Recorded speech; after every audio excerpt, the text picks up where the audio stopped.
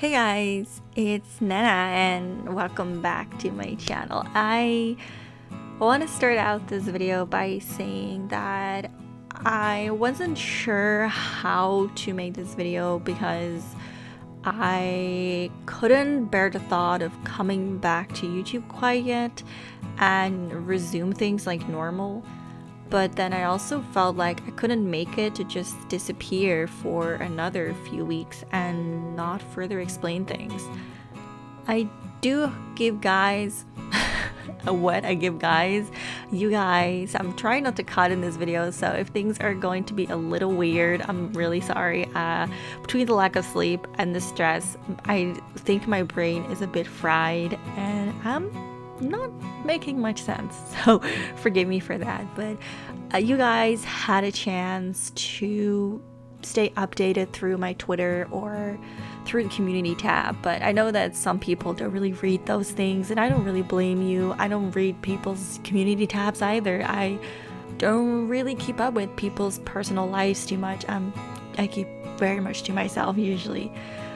However, I wanted to give people a chance to have some update, a personal update from me.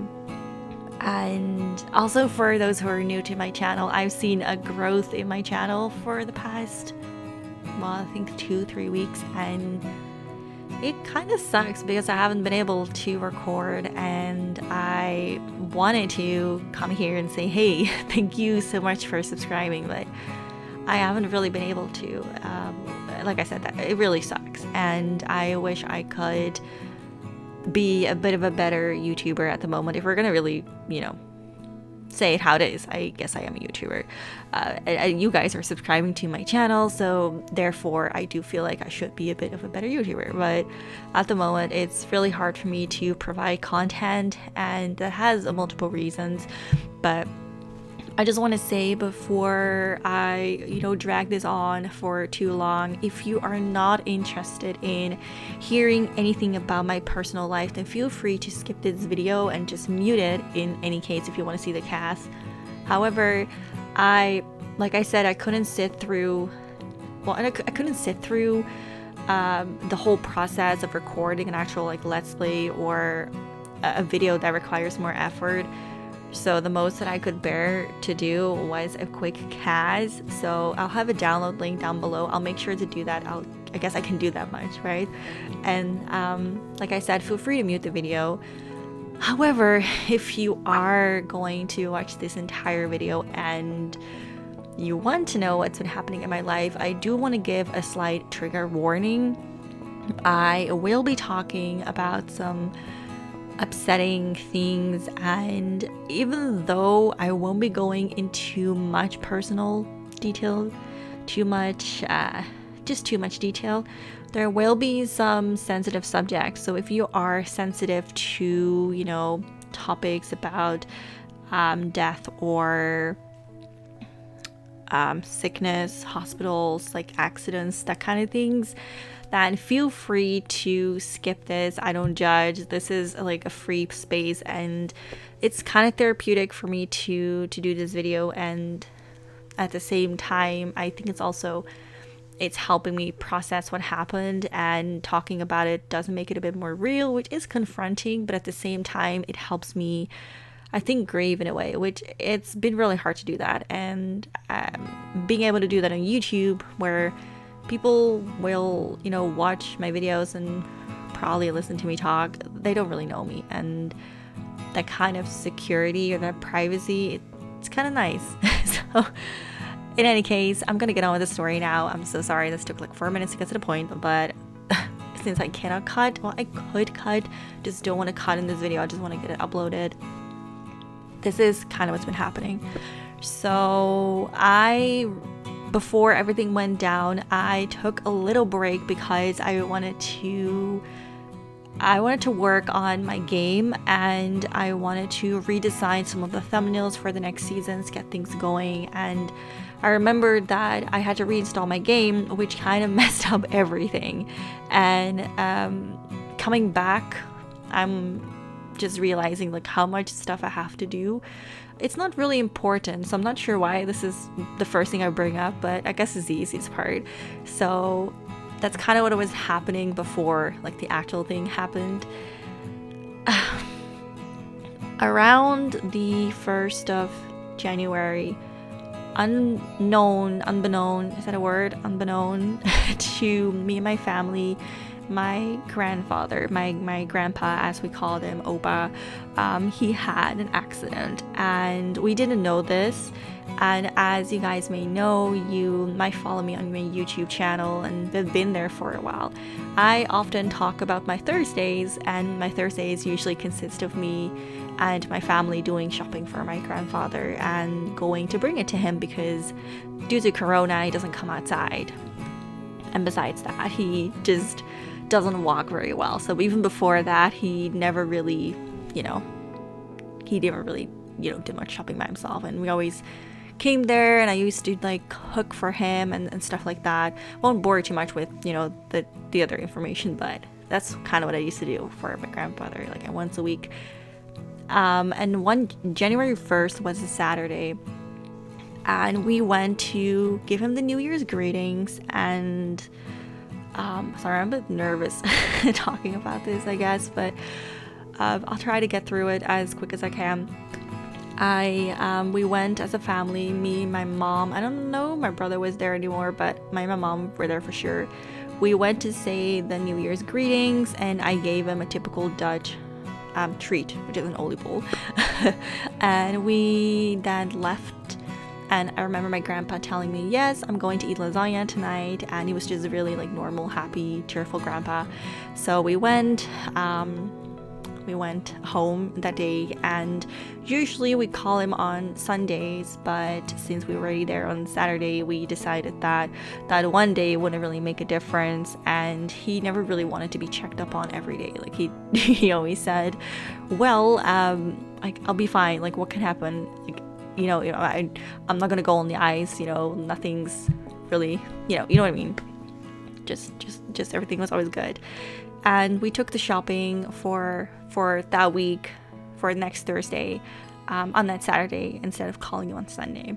So that Sunday passed, Monday, the whole week. And the 6th of January, when I made a post, we went over to my grandpa's house. And the first thing we noticed was that the blinds were closed, which was weird because my grandpa has a routine, routines, it's very obvious when something is a bit weird or different. So my mom, luckily we have a key and he doesn't lock the door anymore, so we were able to enter, and I was first. I walked into my grandpa's house and I saw his walker like in the middle of the living room, which was in, like, if you imagine you walk into the house through the front door, it's like immediately one straight line, the living room, and on the right is the kitchen. So the walker was in front of the kitchen, but also in the middle of the living room.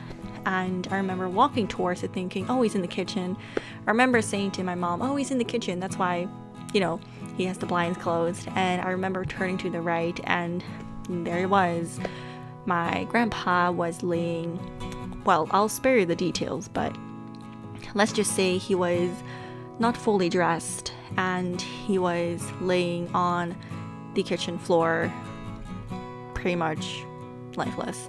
And I remember yelling, well, my mom was there, my brother, we don't have much more family, so I remember yelling, Grandpa is on the floor, and just, I think, screaming or yelling for an ambulance to come. It was pretty traumatic, not to say the least. I remember that my brother was on, calling the ambulance duty. He even thought it was a joke, and my mom was pretty shocked. Like, I'm pretty good with pressure most of the time, but I surprised myself. I was really calm, collected. I sat down with him, and turned out he was alive. So that was a huge shock. I asked him if he had pain. I'll spare you most of the details, but he was okay. Well, okay. Considering the circumstances, I had no pain, so I guess he was okay as he could be. And I remember they said two things to me: I need to pee, and I'm thirsty, and he had no pain. Like, those were the things he was able to tell me. And I remember just grabbing his hand, and he squeezed it really hard as if to say, hey, I'm still in here. I'm still here. I've held on. You guys are here now. Everything will be fine. So I sat there, and it was pretty frustrating because, well, first and foremost, we don't know how long he's been there. You want to get him off the floor. you know the drill. And the ambulance was also not in the area, so we had to wait about an hour. Imagine kneeling down with a person you don't have any idea how long he's been on the floor for, who looks horrendous, and he let's just say, if you've been on the floor for a week, you probably don't really, let's just keep it at that. And he was also, like I said, half undressed. So yes, there was a lot of things that went down. Like I said, it was pretty hard. And having the ambulance and waiting for that, it was probably the longest hour of my life. But also it was one of the most special. I know it sounds weird given the situation, but it was also very special because in that moment I felt like I was really, like, I don't know, I thought I was his savior. I know this sounds really dumb, but in that moment I thought, oh my god, I just saved someone's life. It's absurd, but anyway, that's how I felt. And I remember I put my scarf around him, and yeah. Anyway, so the ambulance came, and I remember a really touching moment where I was like, I just kept talking and keeping him company, because what else are you going to do for that hour, right? And I remember at one point he smiled and kind of laughed, and I was like, wow, he's laughing. He must be fine, like you don't know more. So he went to the hospital, and he pretty much passed away like 4 days later. But you have to imagine that you go in there, you have no idea what's happened, and you just don't know, and you hope for the best. But usually at that age, it's really hard to overcome many things. For example, many old people that skip over a Hoover break their hip, and then you know the drill. And his kitchen was a mess. If I say a mess, his dentures were on the floor where the trash can was. The trash can was in the opposite side of the corner. The actual trash can was like somewhere else. His one slipper was like in one side of the room. There was like it literally looked like someone broke in for a second. We have no idea what happened, but we speculate that he had fallen down, well, obviously, but he had tried to grab something. That's what we think. He pushed the table away with his walker, put the walker in the living room, and he had some sort of freak accident, and then he fell. And as we were sitting there, we kind of looked at the room, and we realized that he had the lasagna on table. And we were like thinking, and my mom says to me, his TV guide is still on January 1st, and we were like, yeah, and he was gonna eat lasagna, so probably he fell around January 1st, right after we left, and he laid there until January 6th. So yeah, as you guys can imagine, that was horrendous. It was really not okay.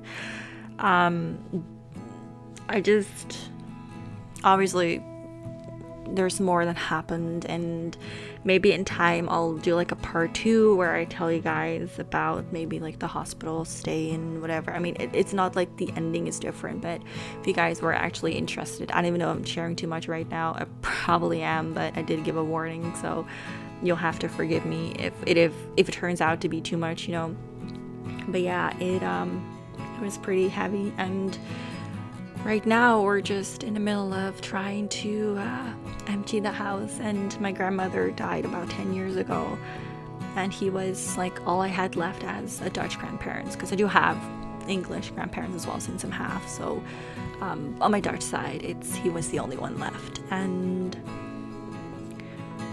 it still is a very hard thing for me to accept, because it feels unfair and it makes me feel so guilty as well. Just thinking about how long he's been there and all the emotions he must have felt, and maybe he was scared and embarrassed because he couldn't go to the bathroom and, ended up undressing himself and laying there, and maybe he was cold and lonely, and you just don't know, and he couldn't tell us anymore. It's one of the hardest things I probably have had to do, convince yourself that you're not guilty of the one thing that you should have done, which is calling him on Sunday like you always do. But then he told you not to do it, and we already did the thing on Saturdays. Like, if he never fell, he would have never changed your ways of doing. So it's just because that happened, you suddenly feel guilty about doing it the way that you did. It's really hard to deal with this. And he's,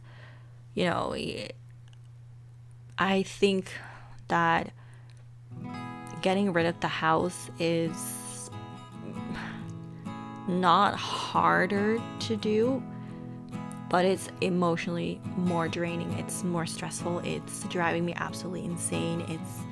I can't sleep. I can't function. I literally feel like I'm being,